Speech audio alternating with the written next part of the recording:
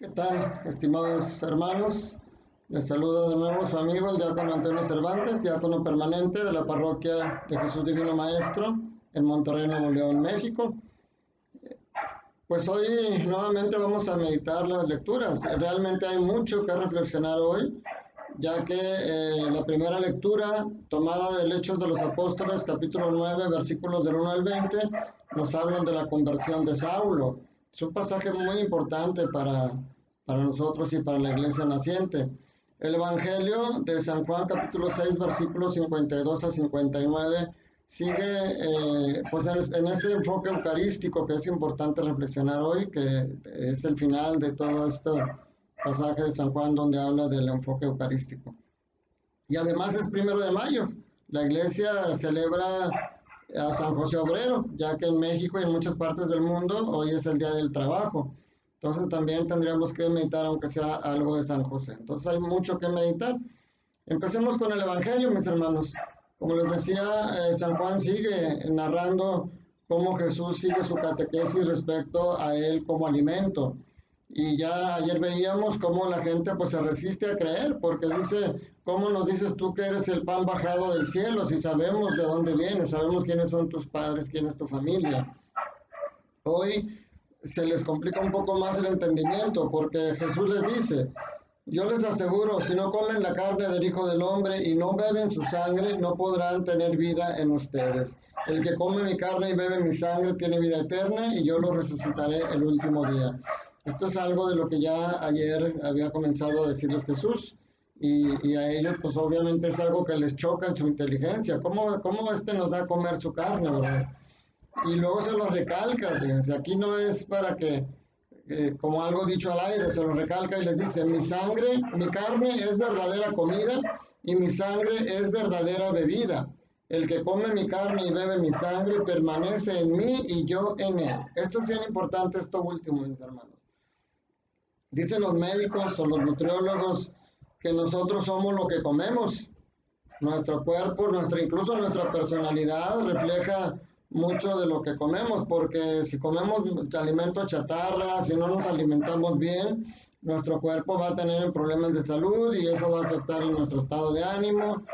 En fin, no está muy lejos de la verdad que nosotros somos lo que comemos. Entonces Jesús dice, el que come mi carne y bebe mi sangre, permanece en mí y yo en él. O sea, así como el alimento que comemos, la comida diaria, se integra a nuestro cuerpo y refleja en nuestro físico y en nuestro actuar lo que somos, también al alimentarnos de Cristo se integra a nosotros. Ese alimento que entra por nuestra boca, que se integra, forma parte de nosotros mismos y entonces también tiene que reflejarse en nuestra vida diaria. Dice San Pablo en su carta a los Gálatas, dice quienes se han revestido, que por el bautismo somos revestidos de Cristo. Entonces, ¿qué significa ser revestido de Cristo? Yo les digo en los bautizos que, por ejemplo, cuando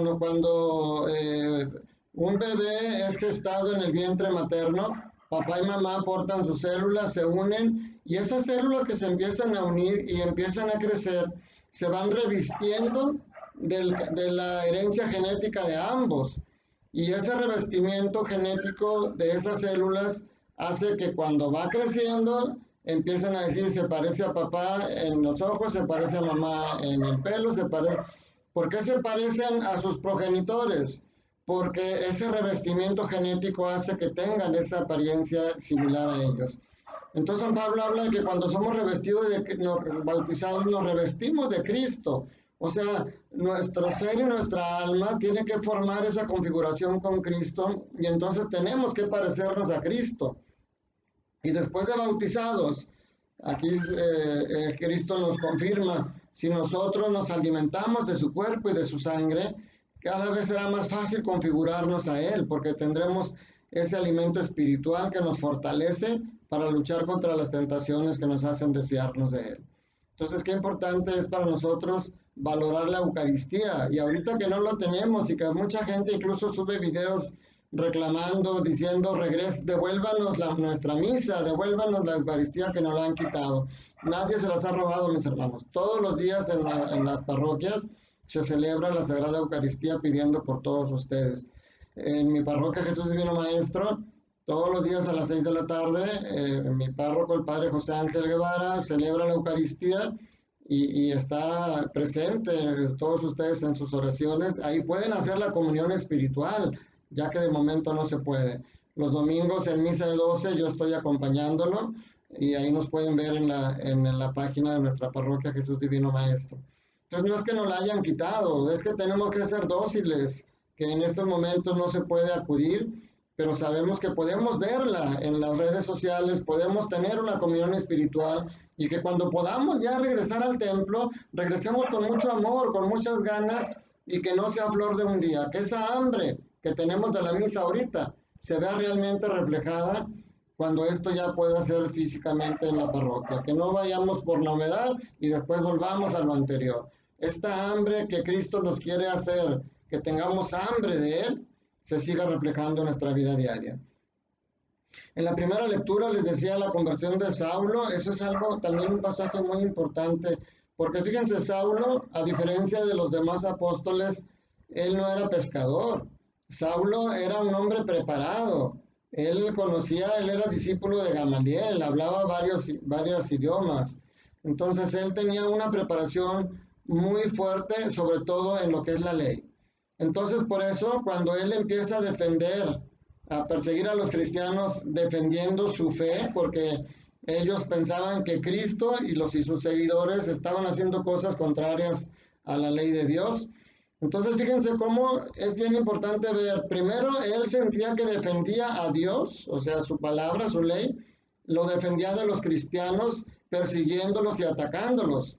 Y sin embargo, después de este encuentro en el camino a Damasco con Jesucristo, se convierte ahora en un defensor de Cristo que lo defiende hasta dar la vida por él. Qué cambio tan drástico. Dejar atrás todo el pasado de ser perseguidor a ser ahora un proclamador de la fe en Cristo Jesús. Y todo eso debido al encuentro con Jesús resucitado. Yo creo que las personas que hoy persiguen a la Iglesia Católica, los que critican a los católicos o a los cristianos por su forma de ser o por alguna situación, no se dan cuenta que al atacar a la Iglesia Católica y al atacar a los cristianos están atacando a Cristo. Porque Jesucristo en este encuentro con Saulo no le dijo, Saulo, Saulo, ¿por qué persigues a mi iglesia? ¿Por qué persigues a mis discípulos? No, Jesús les dijo, ¿por qué me persigues? Porque si persigues a ellos, me estás persiguiendo a mí. Eso es algo importante de reflexionar.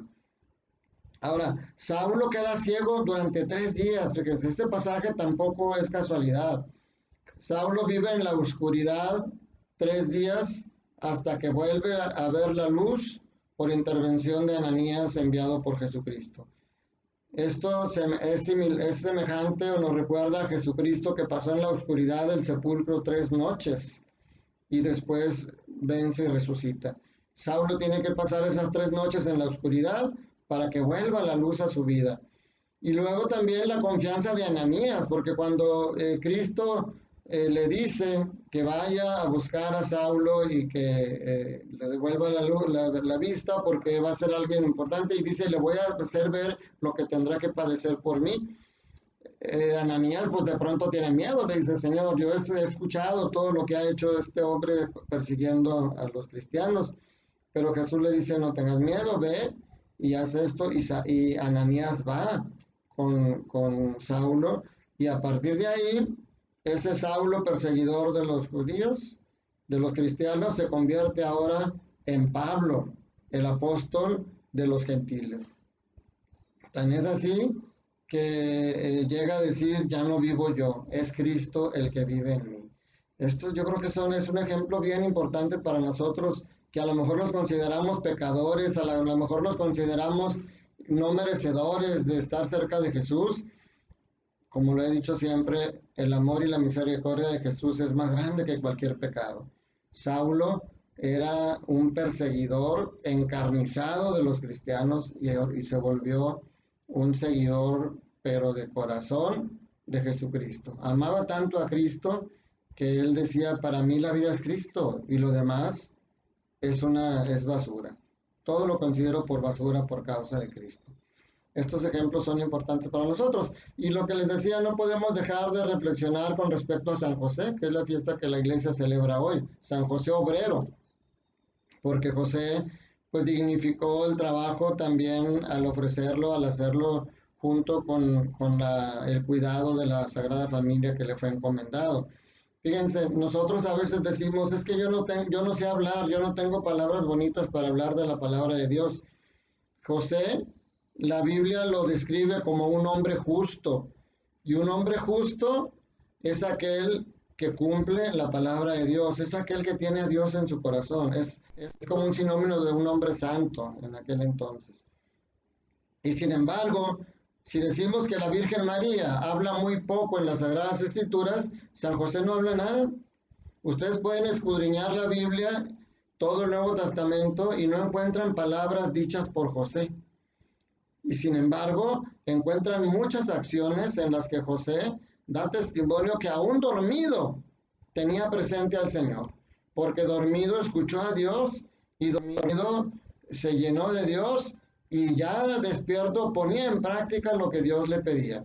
Él cuidó a Jesús desde niño y tan era el papá de Jesús que aunque lo llamamos padre adoptivo, pero realmente el ser padre adoptivo de un hijo cuando se recibe con amor no hay ninguna diferencia. Los que hemos educado a alguien que no nació de nosotros y que amamos con todo nuestro corazón sabemos de eso.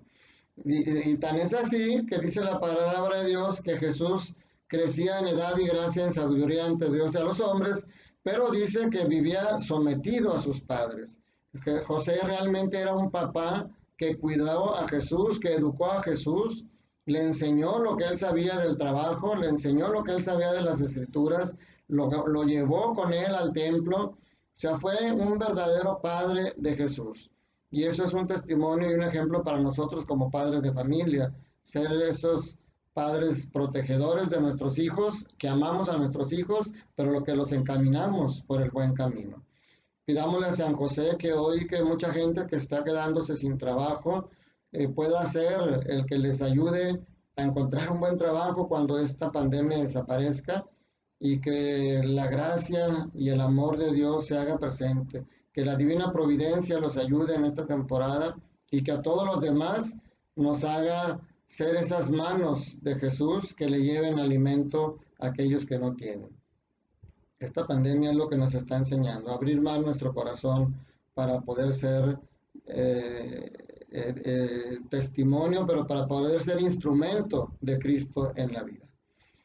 Que la bendición de Dios Todopoderoso, Padre, Hijo y Espíritu Santo, descienda sobre ustedes y sus familias y permanezca para siempre. Que la alegría de Jesús resucitado y el amor del Padre y la comunión del Espíritu Santo permanezcan hoy y siempre con ustedes. Reciban un abrazo de su amigo el diácono Antonio Cervantes.